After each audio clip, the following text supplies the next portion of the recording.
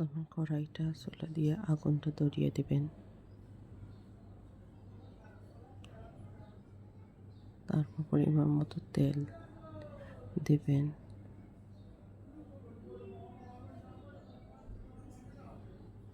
তেলটা ভালোভাবে গরম হতে হবে।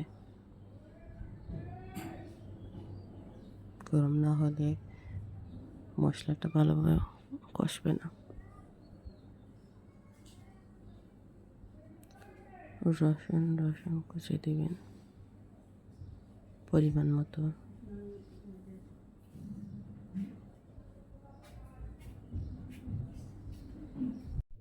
রসুন কুচি দিবেন, আদা বাটা দিবেন পরিমাণ মতো। আদা বাটা একটু বেশি দিবেন, কারণ আদা বাটা একটু বেশি হলে মাংসের ফ্লেভারটা অনেক সুন্দর আসে। নাড়াচাড়া করবেন। তারপর গরম মশলা দিয়ে দিবেন, দারচিনি, এলাচি, গোলমরিচ এগুলো সব উপকরণ দিয়ে দিবেন। দিয়ে লাস্টে একটু মজিয়ে পেঁয়াজ বাটা দিয়ে দিবেন। দিয়ে ঢেকে দিবেন। আর লবণ তো দিতেই হবে, লবণ না দিলে তরকারি স্বাদে আসবে না।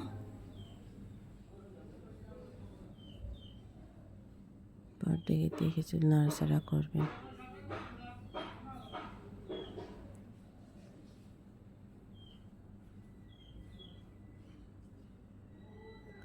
মশলা কষানোর পরে পাঁচফোড়ন,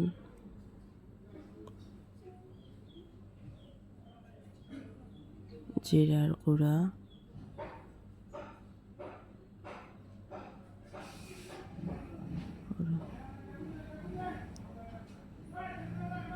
সব উপকরণ একসাথে দিয়ে জিরার গুঁড়া, গরম মশলা, মাংসের মশলা, হলদের গুঁড়া, মরিচের গুঁড়া, ধনিয়ার গুঁড়া, কারি পাউডার সব উপকরণ একসাথে দিয়ে নাড়াচাড়া করে 2-3 মিনিটের জন্য ঢেকে দিবেন মশলা কষার জন্য।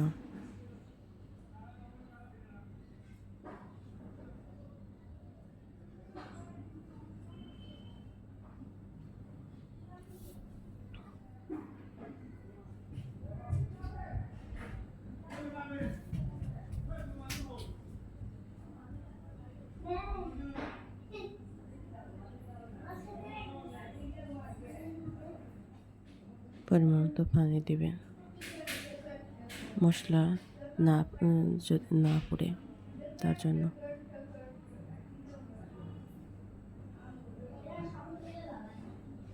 তারপর ঢেকে দিবেন 3-4 মিনিটের জন্য। এভাবে হলে ব্রয়লার মুরগিটা দিয়ে দিবেন।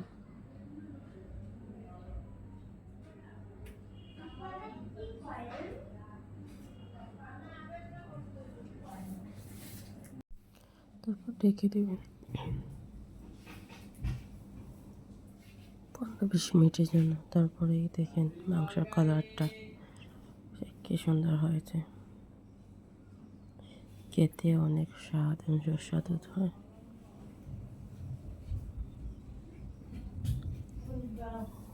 তারপর ধনিয়া গুঁড়া, এই দেখেন কত সুন্দর কালার এসেছে আর খেতে খুব দারুণ।